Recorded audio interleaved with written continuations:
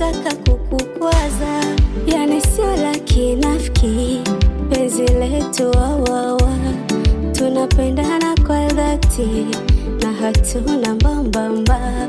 Bali ukivunja masharti, mimi kisi mwomwa, wala sina chokochoko, yani tupo sambamba.